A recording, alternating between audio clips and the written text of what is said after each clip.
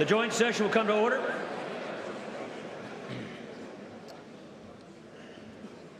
The chair appoints as members of the committee on the part of the House to escort the President of the United States into the chamber: the gentleman from California, Mr. McCarthy; the gentleman from Louisiana, Mr. Scalise; the gentlewoman from Washington, Ms. McMorris Rogers; the gentleman from Ohio, Mr. Stivers; the gentleman from Indiana, Mr. Messer; the gentleman from Georgia, Mr. Collins; the gentleman from Missouri, Mr. Smith; the gentlewoman from California, Ms. Pelosi; the gentleman from Maryland, Mr. Hoyer; the gentleman from South Carolina, Mr. Clyburn; the gentleman from New York, Mr. Crowley; the gentlewoman from California, Ms. Sanchez; the gentleman from New Mexico, Mr. Ben Ray Lujan; and the gentleman from California, Mr. Swalwell.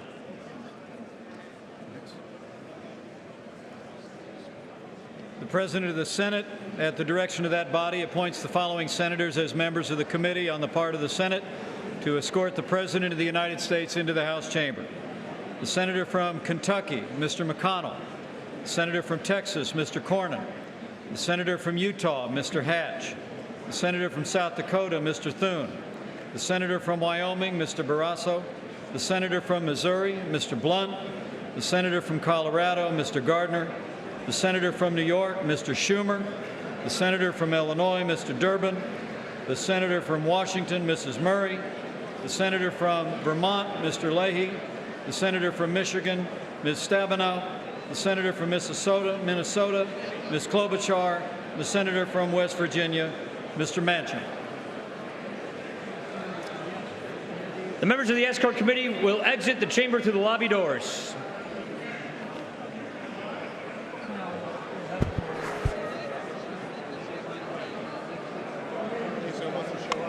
Okay, perfect.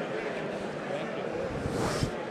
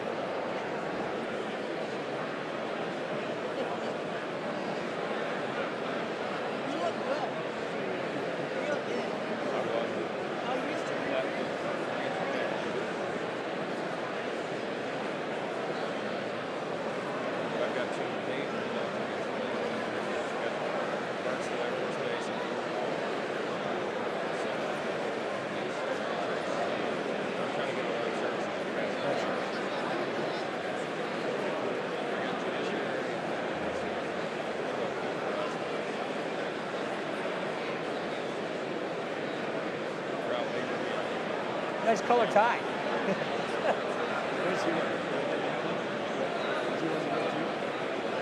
Yeah, I was worried. I worried.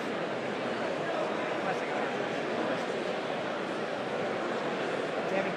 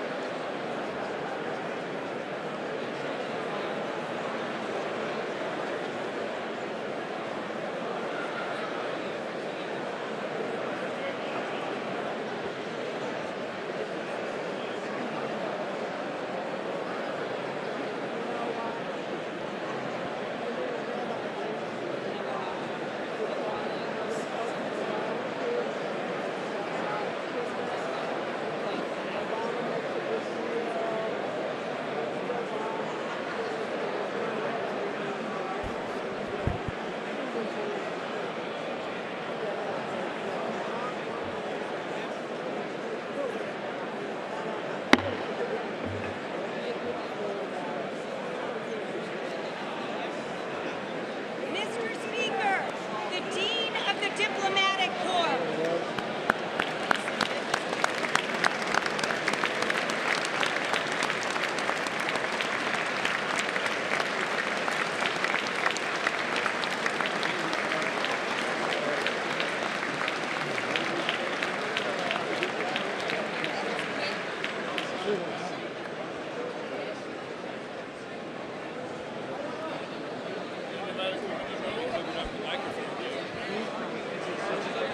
They gave me the warning.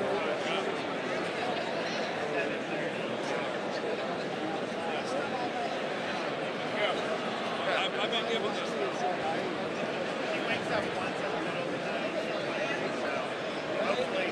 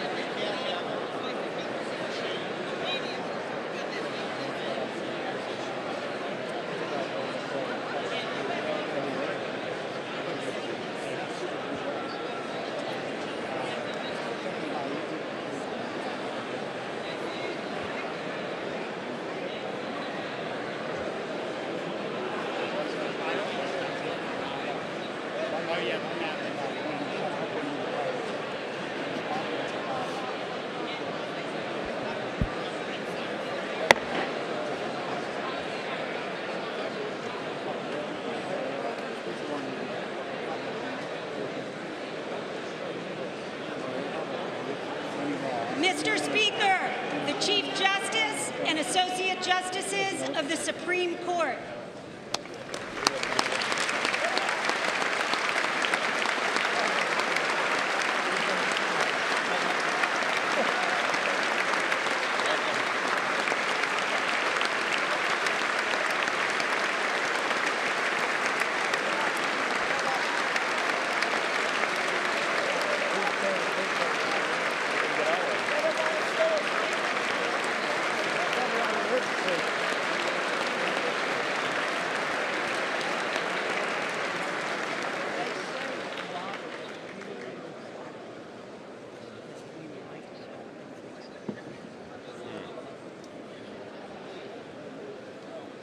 she needs taken care of.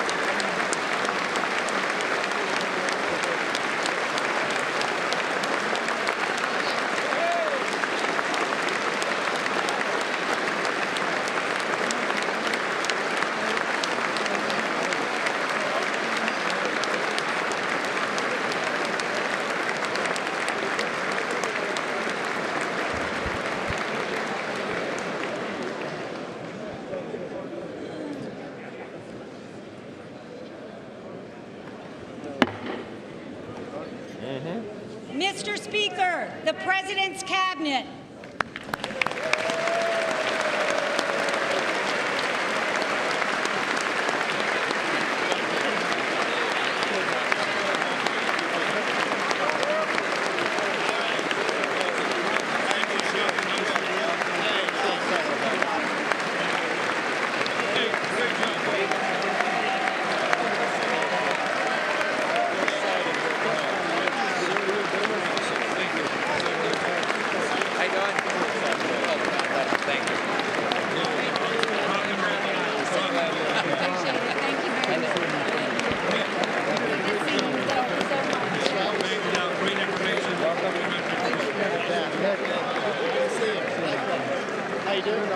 Good to see you. Good to see you. How are you?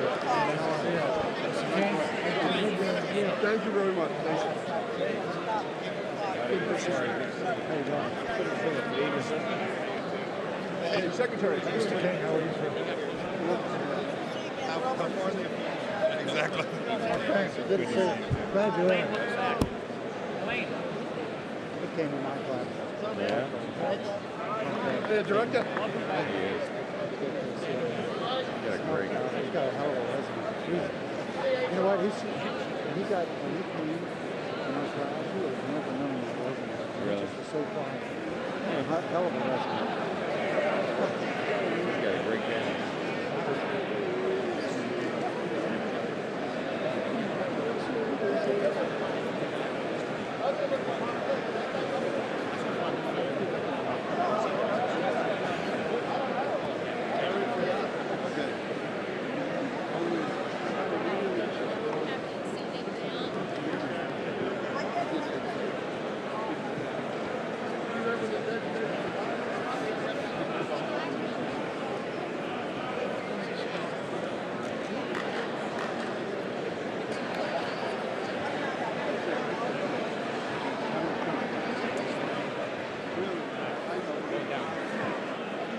Yeah, I'll get it down. Some water, do you want some? Hey, Betsy. Steve. I'm gonna turn. I'm gonna go into. Yeah. They said just don't block that. They don't want the sound. Sorry, no. They're trying to pick up something else. Hey, guys. Hey, Nikki. Being memorialized on the record. Hi, Tom. Hey, look, nobody even got a haircut. Wow. You can tell he's taking this job seriously now. Look, he got a haircut. He never. Here's all these fun videos.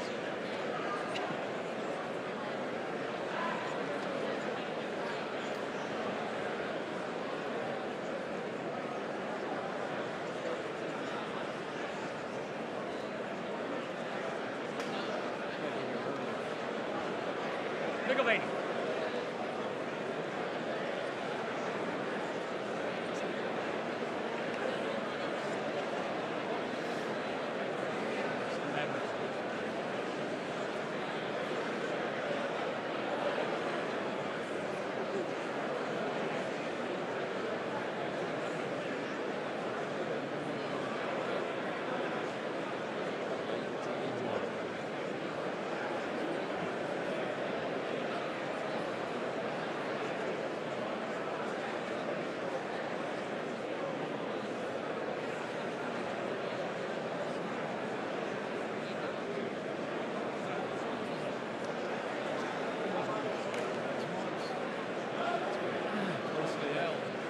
Yeah.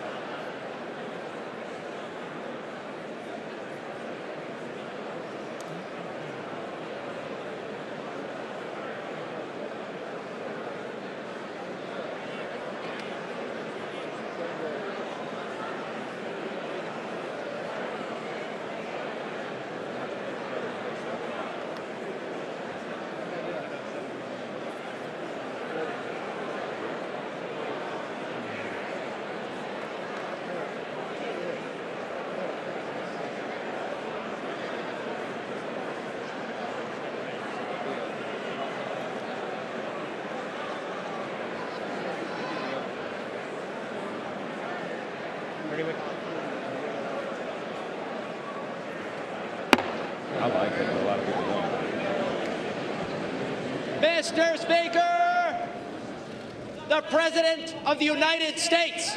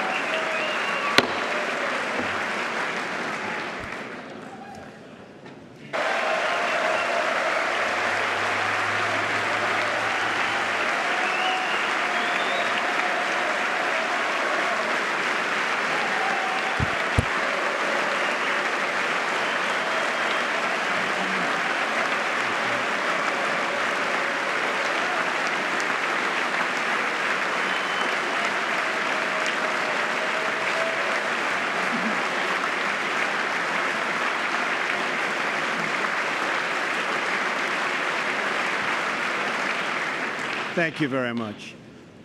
Mr. Speaker, Mr. Vice President, members of Congress, the First Lady of the United States,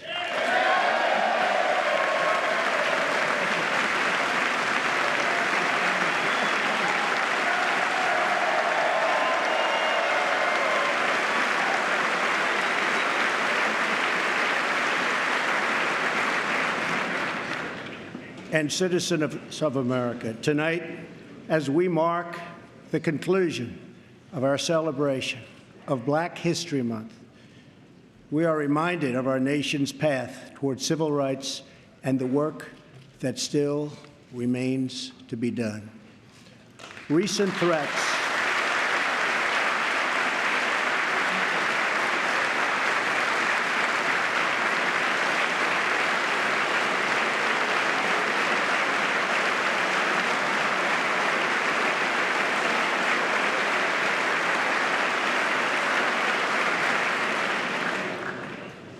threats targeting Jewish community centers and vandalism of Jewish cemeteries, as well as last week's shooting in Kansas City, remind us that while we may be a nation divided on policies, we are a country that stands united in condemning hate and evil in all of its very ugly forms.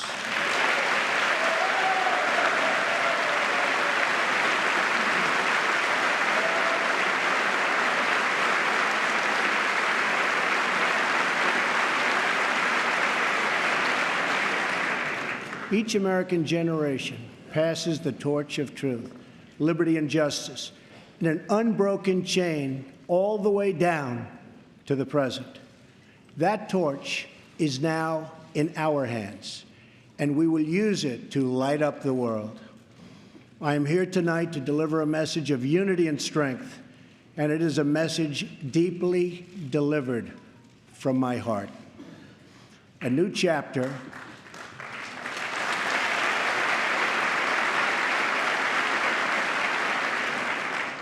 of American greatness is now beginning.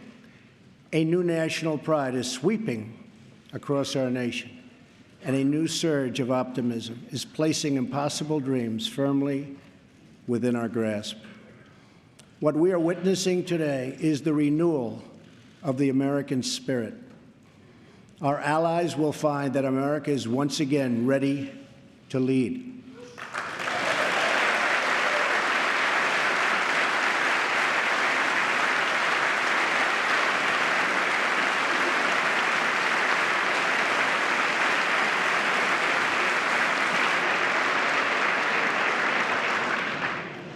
All the nations of the world, friend or foe, will find that America is strong, America is proud, and America is free.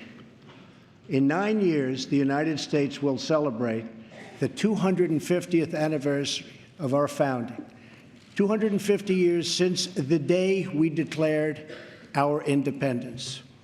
It will be one of the great milestones in the history of the world.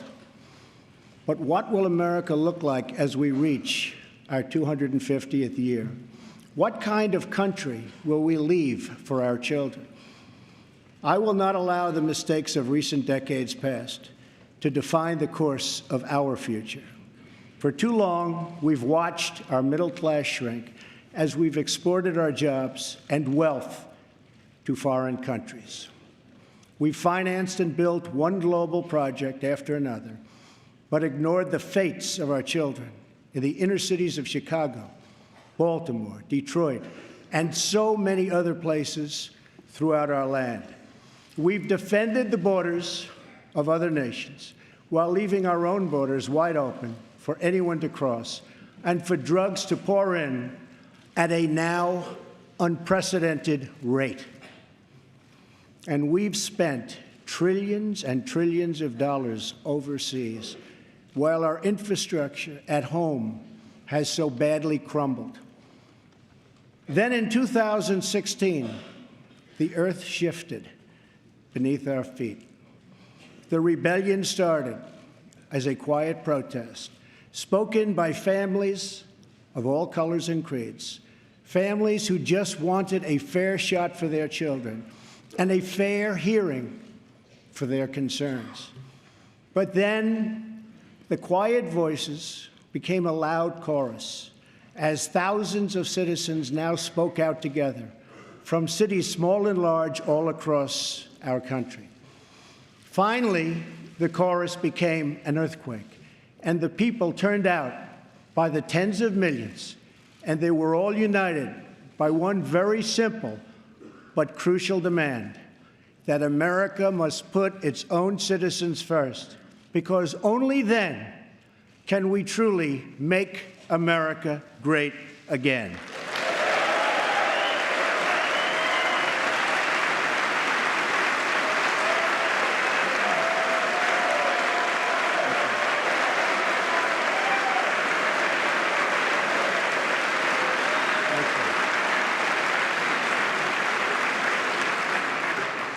Dying industries will come roaring back to life.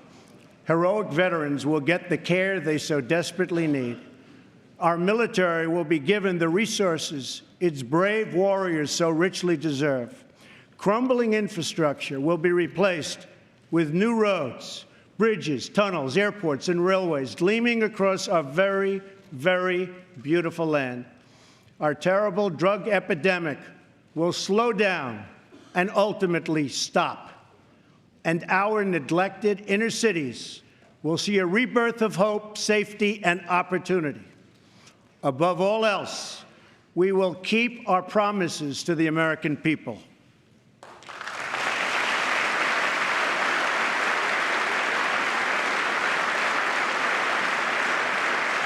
Thank you. It's been a little over a month since my inauguration, and I want to take this moment to update the nation on the progress I've made in keeping those promises. Since my election, Ford, Fiat Chrysler, General Motors, Sprint, SoftBank, Lockheed, Intel, Walmart, and many others have announced that they will invest billions and billions of dollars in the United States and will create tens of thousands of new American jobs.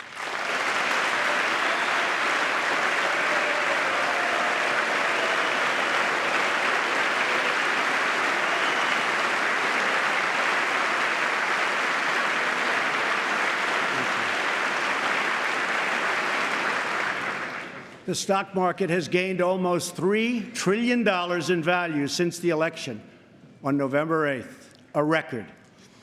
We've saved taxpayers hundreds of millions of dollars by bringing down the price of fantastic, and it is a fantastic, new F-35 jet fighter, and we'll be saving billions more on contracts all across our government. We have placed a hiring freeze on non-military and non-essential federal workers. We have begun to drain the swamp of government corruption by imposing a 5-year ban on lobbying by executive branch officials and a lifetime ban. Thank you.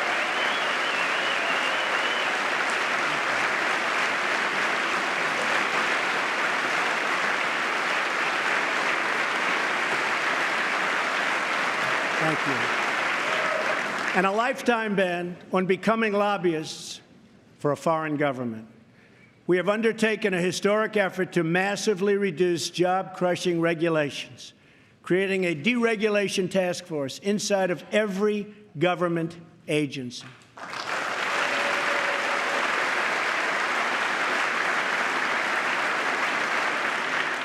And we're imposing a new rule which mandates that for every one new regulation, 2 old regulations must be eliminated.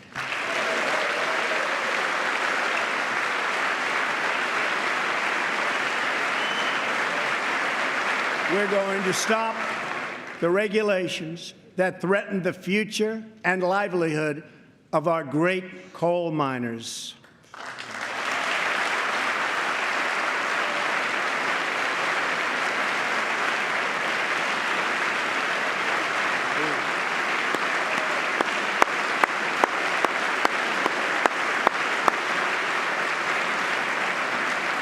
We have cleared the way for the construction of the Keystone and Dakota Access pipelines.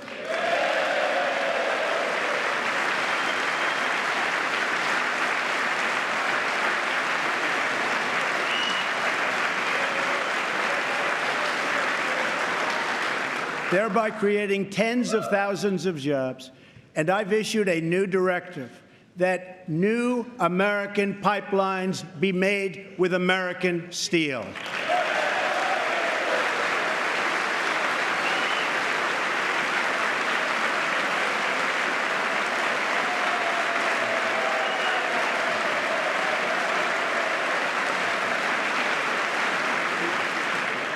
We have withdrawn the United States from the job-killing Trans-Pacific Partnership.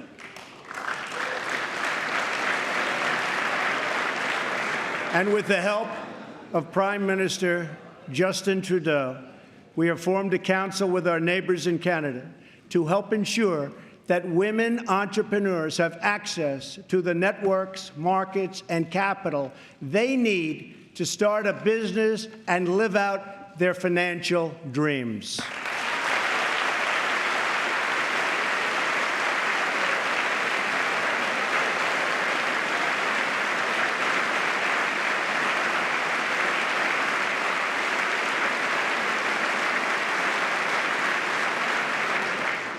To protect our citizens, I have directed the Department of Justice to form a task force on reducing violent crime. I have further ordered the Departments of Homeland Security and Justice, along with the Department of State and the Director of National Intelligence, to coordinate an aggressive strategy to dismantle the criminal cartels that have spread all across our nation.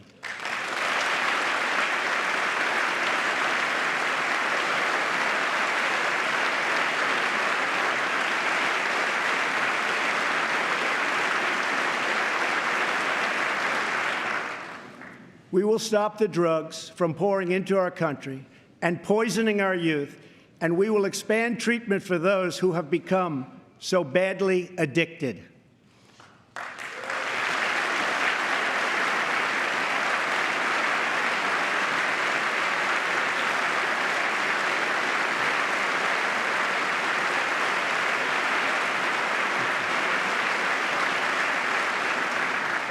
At the same time, my administration has answered the pleas of the American people for immigration enforcement and border security.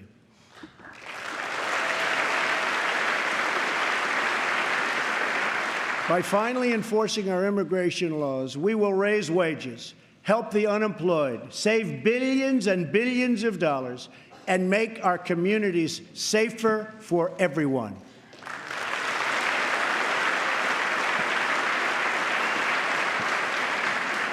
We want all Americans to succeed, but that can't happen in an environment of lawless chaos.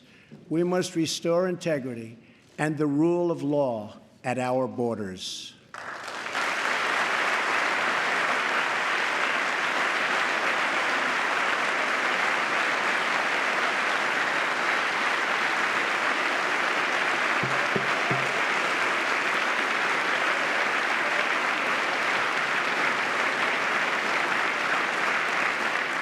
For that reason, we will soon begin the construction of a great wall along our southern border.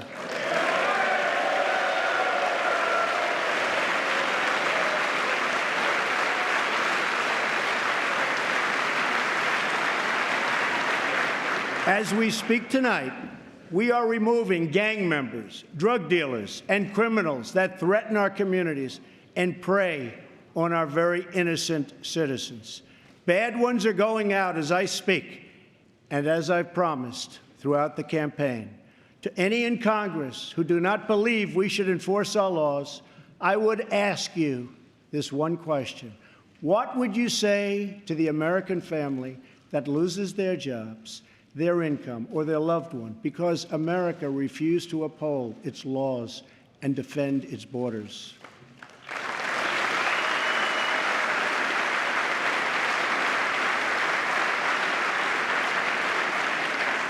Our obligation is to serve protect and defend the citizens of the United States.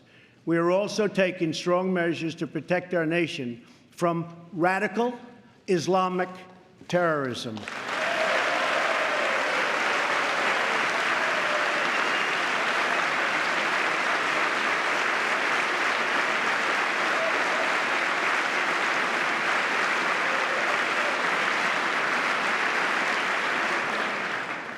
According to data provided by the Department of Justice, the vast majority of individuals convicted of terrorism and terrorism-related offenses since 9/11 came here from outside of our country. We have seen the attacks at home, from Boston to San Bernardino to the Pentagon, and yes, even the World Trade Center. We have seen the attacks in France, in Belgium, in Germany, and all over the world. It is not compassionate, but reckless to allow uncontrolled entry from places where proper vetting cannot occur.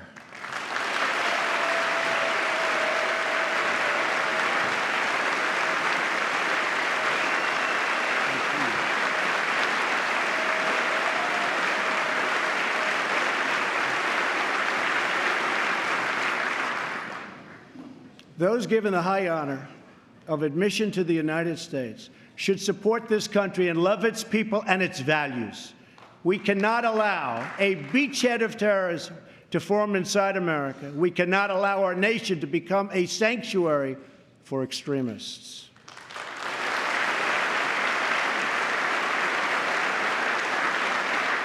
That is why my administration has been working on improved vetting procedures, and we will shortly take new steps to keep our nation safe and to keep those out who will do us harm.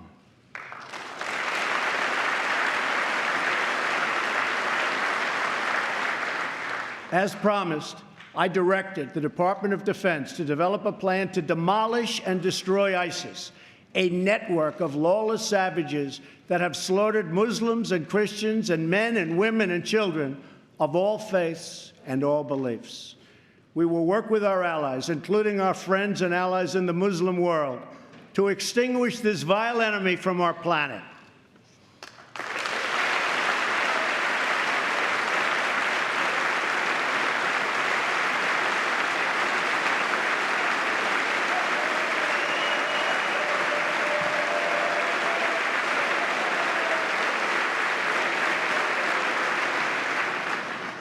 I have also imposed new sanctions on entities and individuals who support Iran's ballistic missile program and reaffirmed our unbreakable alliance with the State of Israel.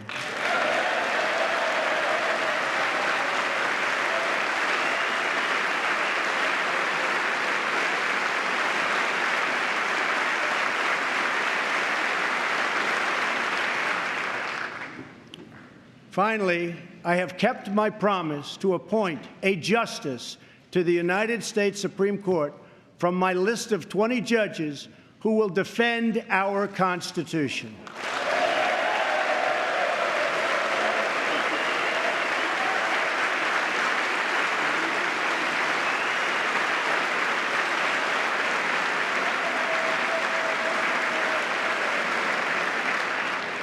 I am greatly honored to have Maureen Scalia with us in the gallery tonight.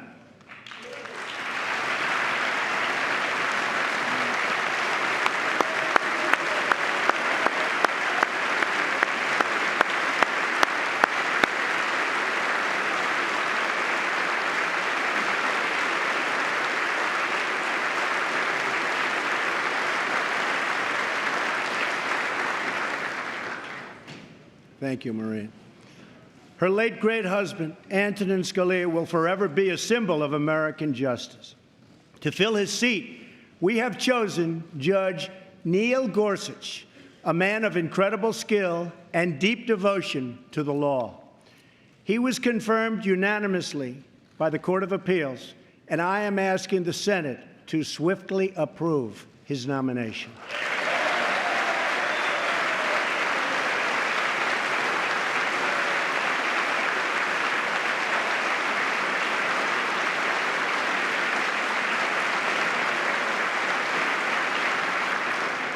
Tonight, as I outline the next steps we must take as a country, we must honestly acknowledge the circumstances we inherited.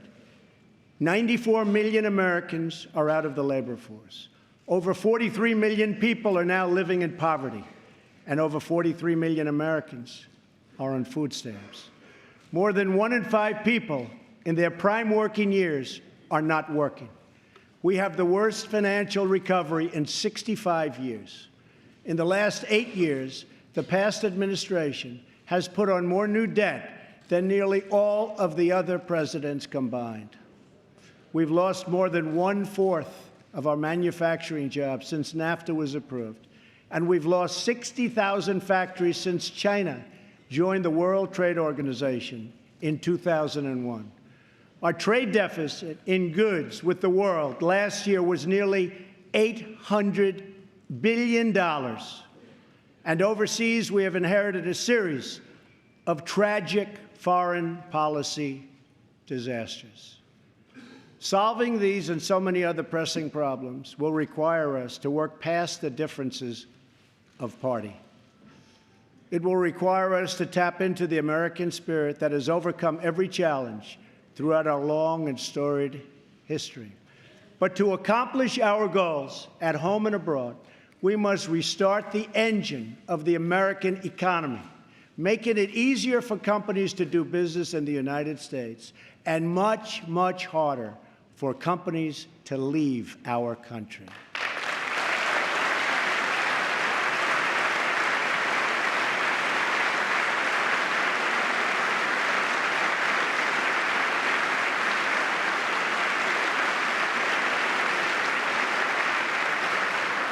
Right now, American companies are taxed at one of the highest rates anywhere in the world.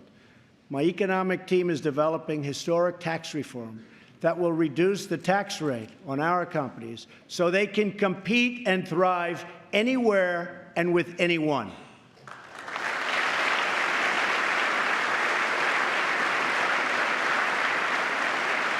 It will be a big, big cut. At the same time, we will provide massive tax relief for the middle class. We must create a level playing field for American companies, and our workers have to do it.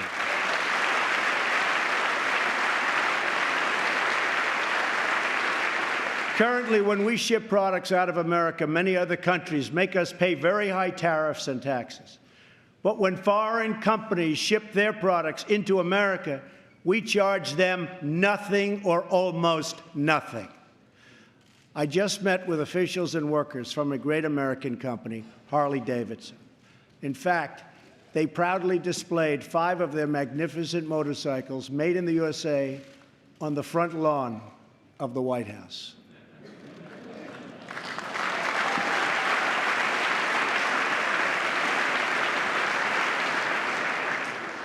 And they wanted me to ride one, and I said, no, thank you. At our meeting, I asked them, how are you doing? How is business? They said that it's good. I asked them further, how are you doing with other countries, mainly international sales? They told me without even complaining, because they have been so mistreated for so long that they've become used to it, that it's very hard to do business with other countries because they tax our goods at such a high rate. They said that in the case of another country, they tax their motorcycles at 100%. They weren't even asking for a change, but I am.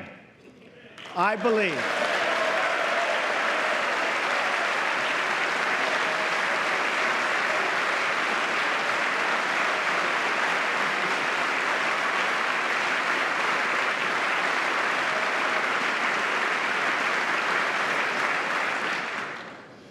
I believe strongly in free trade, but it also has to be fair trade. It's been a long time since we had fair trade. The first Republican president, Abraham Lincoln, warned that the abandonment of the protective policy by the American government will produce want and ruin among our people. Lincoln was right, and it's time we heeded his advice and his words.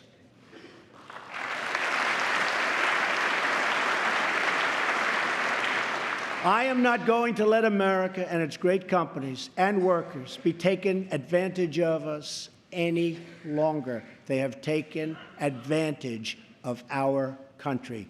No longer.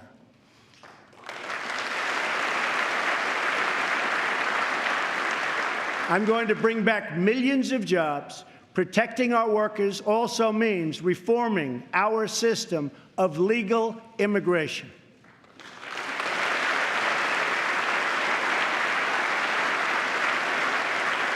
The current outdated system depresses wages for our poorest workers and puts great pressure on taxpayers.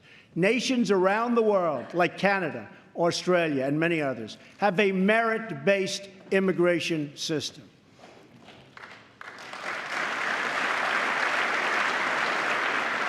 It's a basic principle that those seeking to enter a country ought to be able to support themselves financially.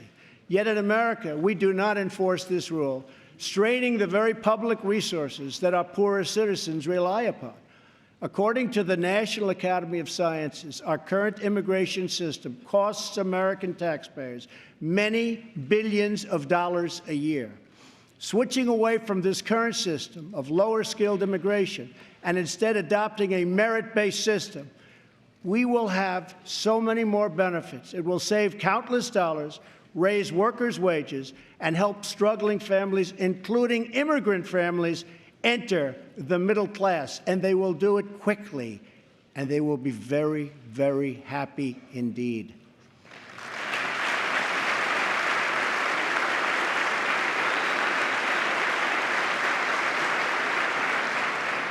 I believe that real and positive immigration reform is possible as long as we focus on the following goals: to improve jobs and wages for Americans, to strengthen our nation's security, and to restore respect for our laws. If we are guided by the well-being of American citizens, then I believe Republicans and Democrats can work together to achieve an outcome that has eluded our country for decades.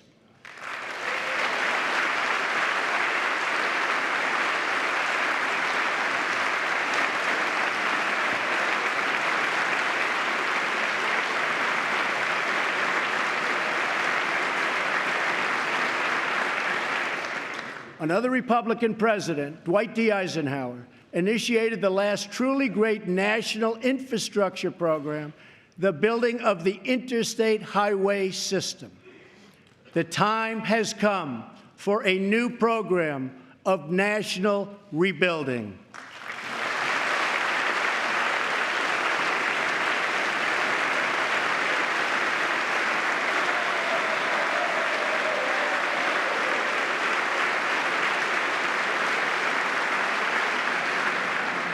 America has spent approximately $6 trillion in the Middle East. All the while, our infrastructure at home is crumbling. With this $6 trillion, we could have rebuilt our country twice, and maybe even 3 times if we had people who had the ability to negotiate.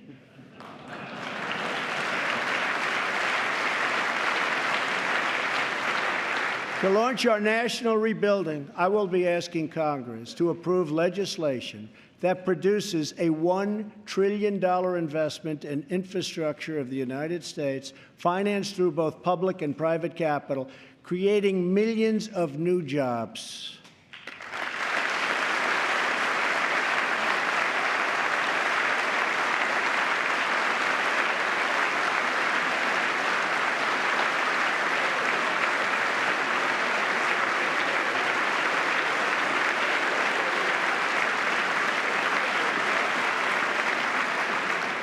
This effort will be guided by 2 core principles: Buy American and Hire American.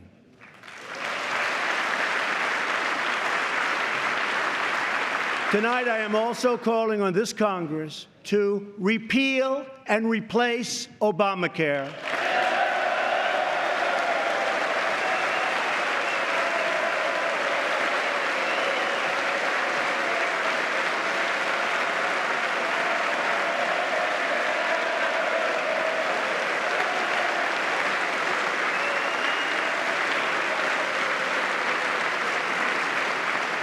with reforms that expand choice, increase access, lower costs, and at the same time provide better health care.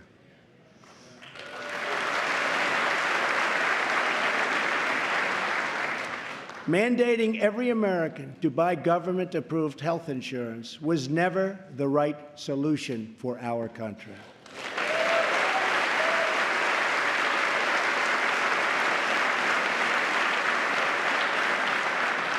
The way to make health insurance available to everyone is to lower the cost of health insurance, and that is what we are going to do.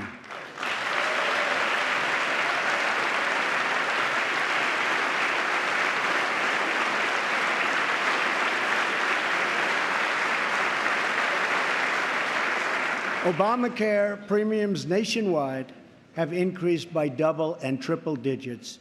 As an example, Arizona went up 116% last year alone. Governor Matt Bevin of Kentucky just said Obamacare is failing in his state, the state of Kentucky, and it's unsustainable and collapsing. 1/3 of the counties have only one insurer, and they're losing them fast. They are losing them so fast. They're leaving, and many Americans have no choice at all. There's no choice left. Remember, when you were told that you could keep your doctor and keep your plan, we now know that all of those promises have been totally broken. Obamacare is collapsing, and we must act decisively to protect all Americans.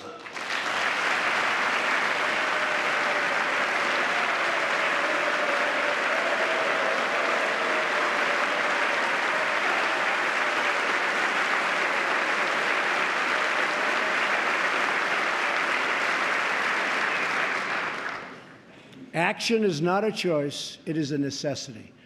So I am calling on all Democrats and Republicans in Congress to work with us to save Americans from this imploding Obamacare disaster.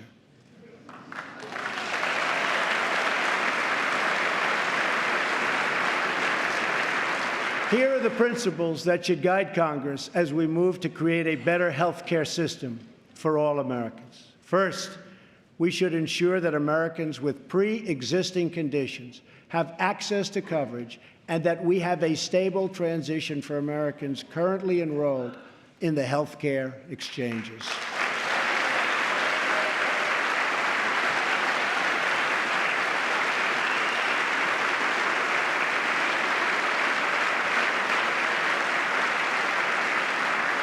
Secondly, we should help Americans purchase their own coverage through the use of tax credits and expanded health savings accounts.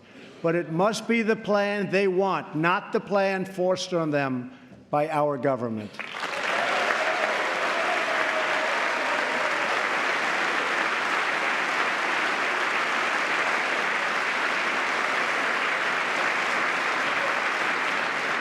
Thirdly, we should give our state governors the resources and flexibility they need with Medicaid to make sure no one is left out.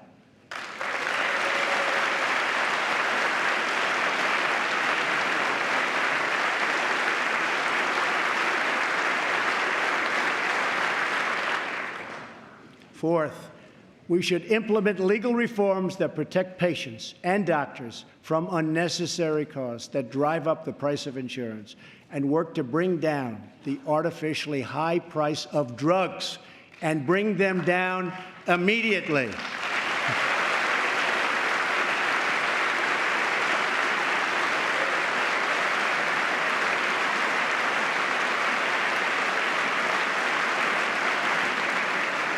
And finally, the time has come to give Americans the freedom to purchase health insurance across state lines.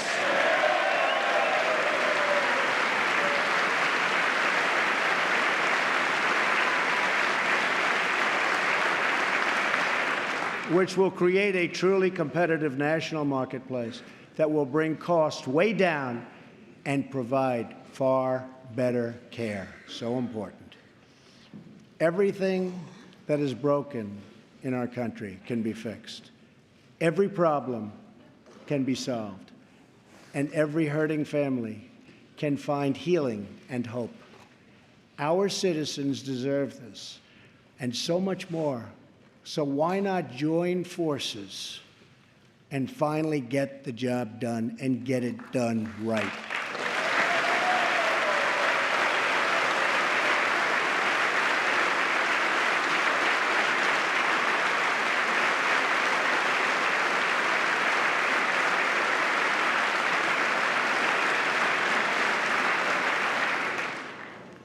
On this and so many other things, Democrats and Republicans should get together and unite for the good of our country and for the good of the American people.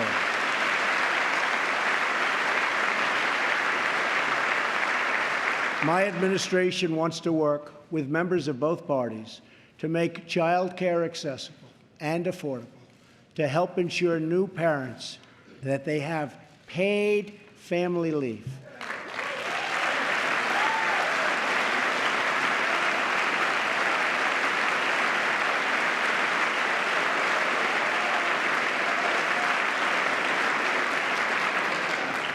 To invest in women's health and to promote clean air and clean water and to rebuild our military and our infrastructure.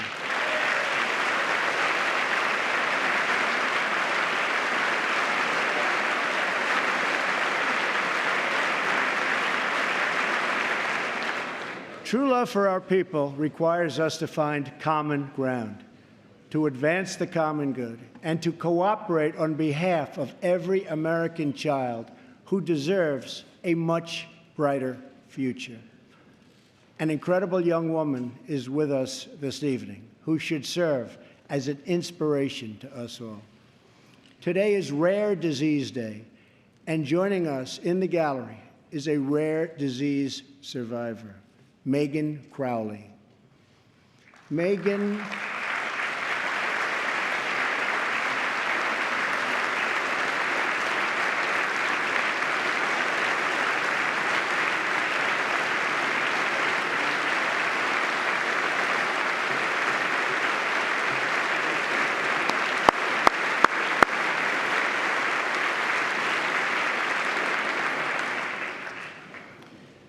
Megan was diagnosed with Pompe disease, a rare and serious illness, when she was 15 months old.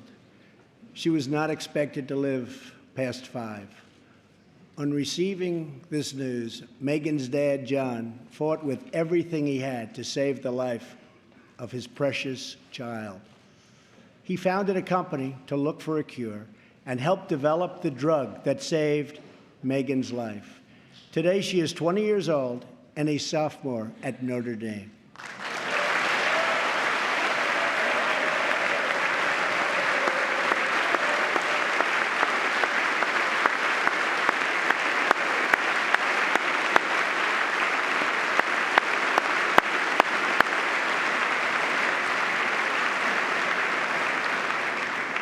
Megan's story is about the unbounded power of a father's love for a daughter.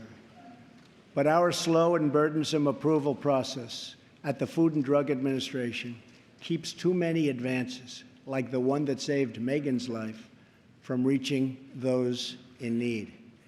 If we slash the restraints, not just at the FDA, but across our government, then we will be blessed with far more miracles just like Megan.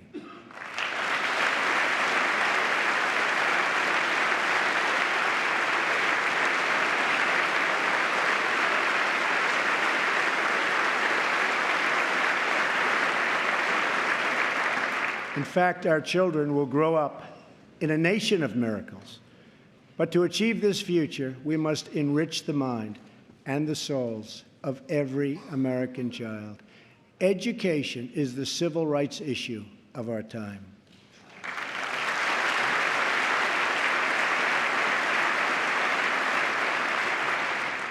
I am calling upon members of both parties to pass an education bill that funds school choice for disadvantaged youth, including millions of African American and Latino children.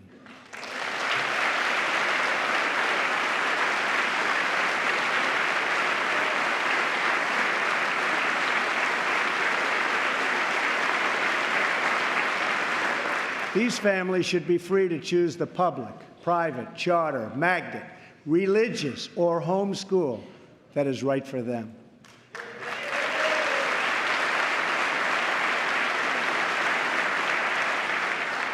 Joining us tonight in the gallery is a remarkable woman, Denisha Merriweather. As a young girl, Denisha struggled in school and failed third grade twice. But then she was able to enroll in a private center for learning, great learning center, with the help of a tax credit and a scholarship program. Today, she is the first in her family to graduate not just from high school, but from college. Later this year, she will get her master's degree in social work. We want all children to be able to break the cycle of poverty, just like Denisha.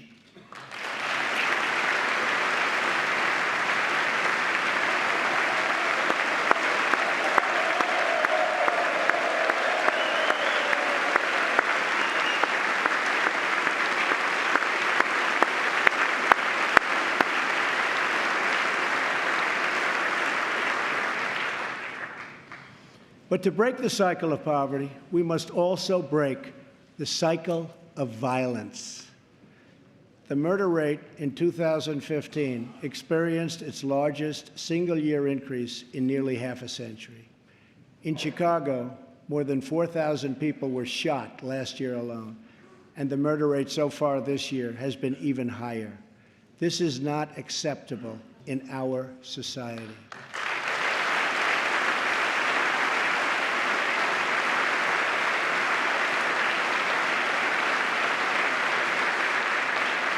Every American child should be able to grow up in a safe community, to attend a great school, and to have access to a high-paying job.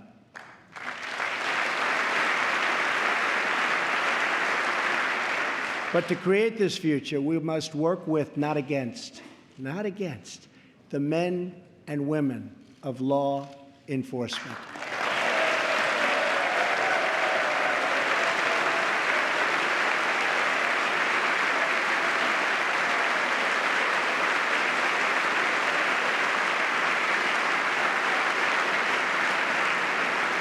We must build bridges of cooperation and trust, not drive the wedge of disunity and really it's what it is, division. It's pure, unadulterated division. We have to unify. Police and sheriffs are members of our community. They're friends and neighbors. They're mothers and fathers, sons and daughters, and they leave behind loved ones every day who worry about whether or not they'll come home safe and sound. We must support the incredible men and women of law enforcement.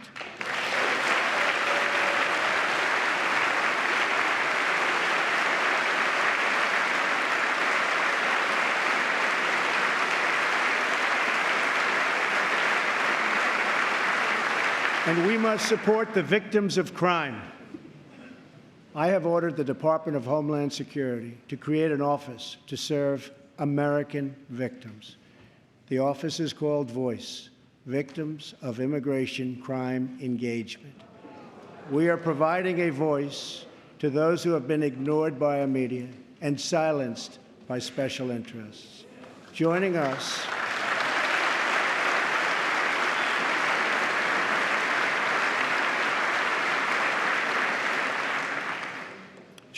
in the audience tonight are four very brave Americans whose government failed them.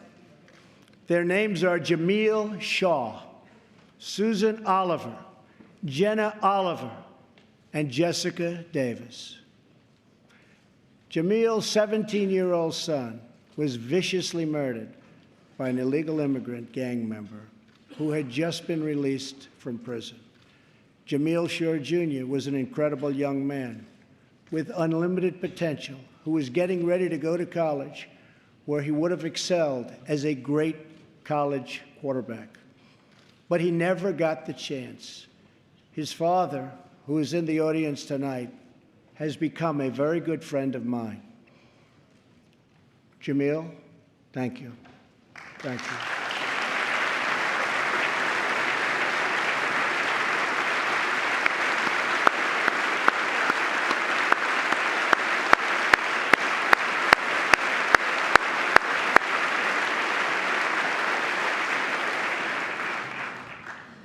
Also with us are Susan Oliver and Jessica Davis. Their husbands, Deputy Sheriff Danny Oliver and Detective Michael Davis, were slain in the line of duty in California.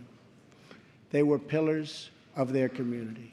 These brave men were viciously gunned down by an illegal immigrant with a criminal record and 2 prior deportations, should have never been in our country. Sitting with Susan is her daughter, Jenna. Jenna, I want you to know that your father was a hero and that tonight you have the love of an entire country supporting you and praying for you.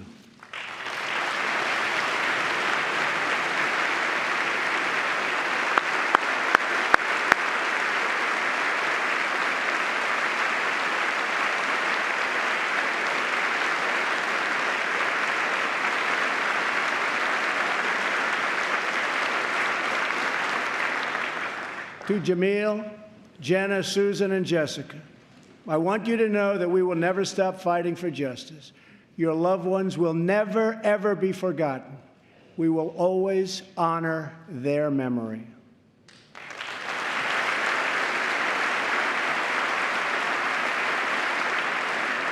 Finally, to keep America safe, we must provide the men and women of the United States military with the tools they need to prevent war.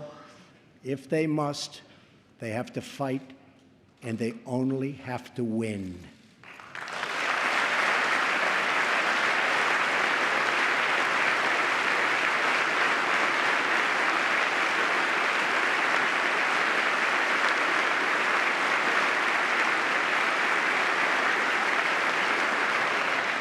I am sending Congress a budget that rebuilds the military, eliminates the defense sequester,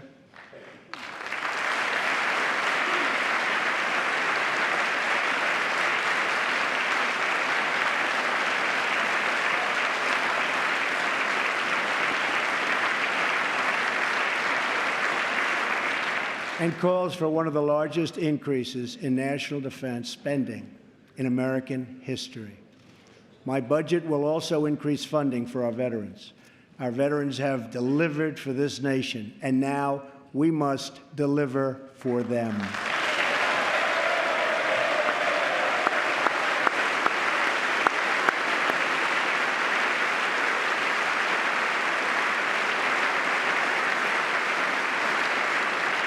The challenges we face as a nation are great, but our people are even greater, and none are greater or braver than those who fight for America in uniform.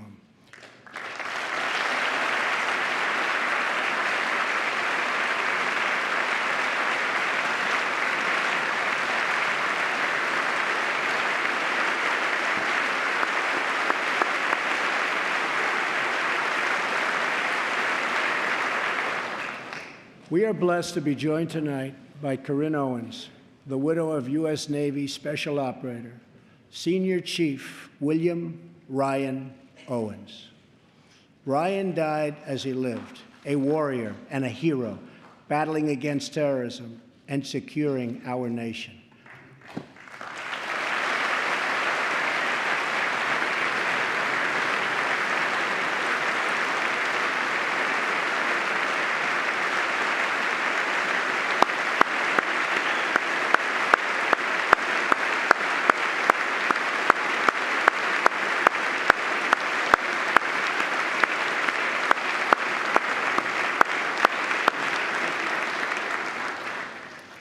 I just spoke to our great General Mattis just now, who reconfirmed that, and I quote, Ryan was a part of a highly successful raid that generated large amounts of vital intelligence that will lead to many more victories in the future against our enemy.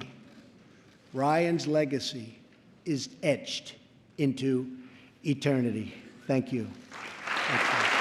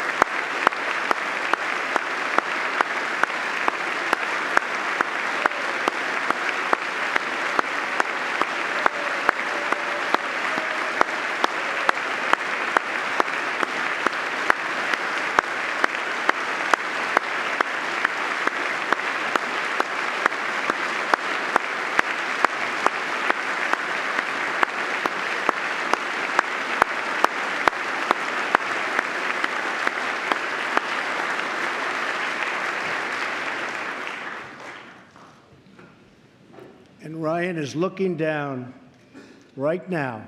You know that. And he's very happy because I think he just broke a record.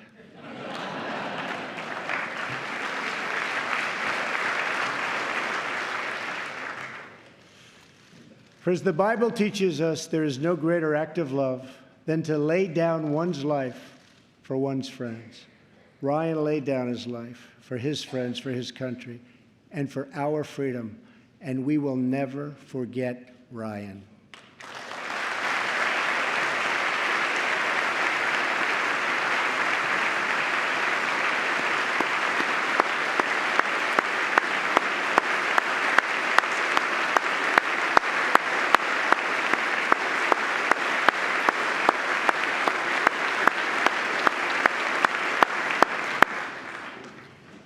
To those allies who wonder what kind of a friend America will be, look no further than the heroes who wear our uniform. Our foreign policy calls for a direct, robust, and meaningful engagement with the world. It is American leadership based on vital security interests that we share with our allies all across the globe. We strongly support NATO, an alliance forged through the bonds of 2 world wars that dethroned fascism and the Cold War and defeated communism.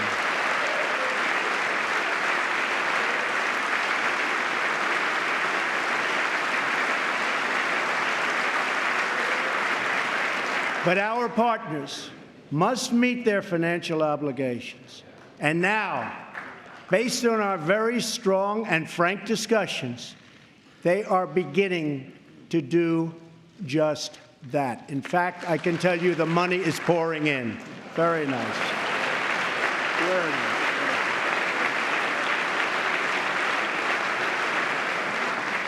We expect our partners, whether in NATO, the Middle East, or in the Pacific, to take a direct and meaningful role in both strategic and military operations and pay their fair share of the cost, have to do that.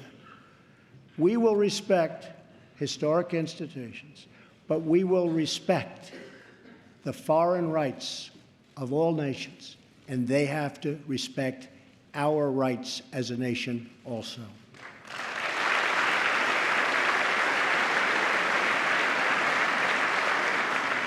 Free nations are the best vehicle for expressing the will of the people, and America respects the right of all nations to chart their own path.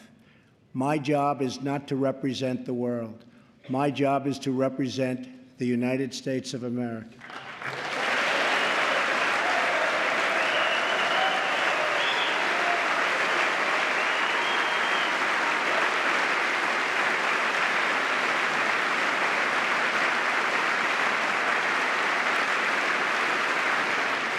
But we know that America is better off when there is less conflict, not more. We must learn from the mistakes of the past. We have seen the war and the destruction that have ravaged and raged throughout the world, all across the world. The only long-term solution for these humanitarian disasters, in many cases, is to create the conditions where displaced persons can safely return home and begin the long, long process of rebuilding.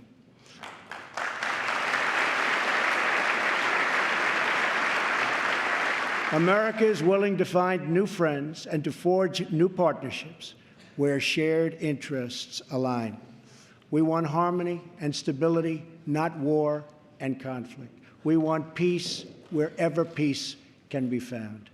America is friends today with former enemies.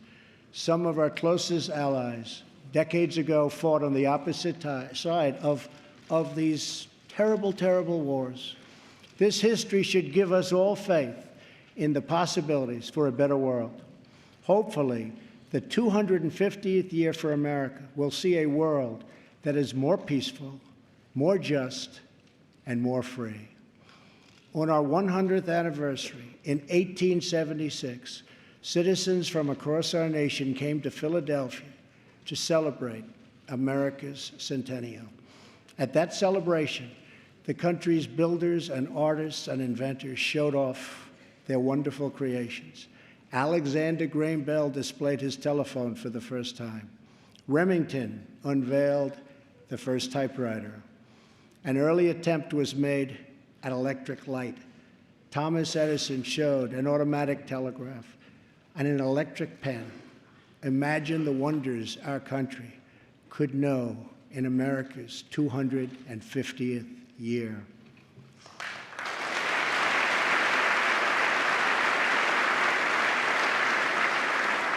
Think of the marvels we can achieve if we simply set free the dreams of our people. Cures to the illnesses that have always plagued us are not too much to hope.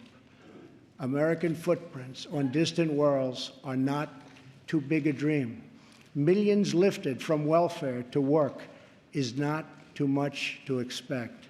And streets where mothers are safe from fear, schools where children learn in peace, and jobs where Americans prosper and grow are not too much to ask.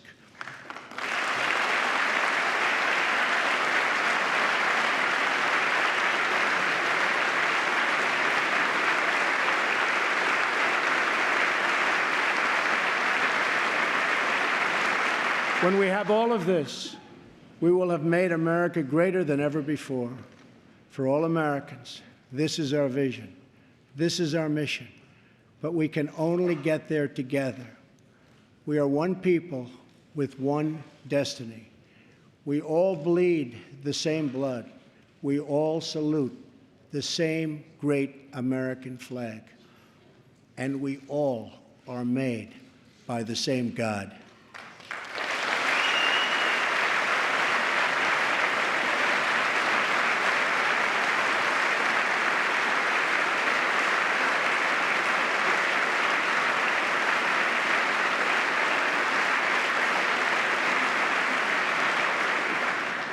When we fulfill this vision, when we celebrate our 250 years of glorious freedom, we will look back on tonight as when this new chapter of American greatness began. The time for small thinking is over. The time for trivial fights is behind us. We just need the courage to share the dreams that fill our hearts, the bravery to express the hopes that stir our souls, and the confidence to turn those hopes and those dreams into action. From now on, America will be powered by our aspirations, not burdened by our fears, inspired by the future, not bound by failures of the past, and guided by a vision, not blinded by our doubts. I am asking all citizens to embrace this renewal of the American spirit. I am asking all members of Congress to join me in dreaming big and bold and daring things for our country. I am asking everyone watching tonight to seize this moment, believe in yourselves, believe in your future, and believe once more in America. Thank you, God bless you, and God bless the United States.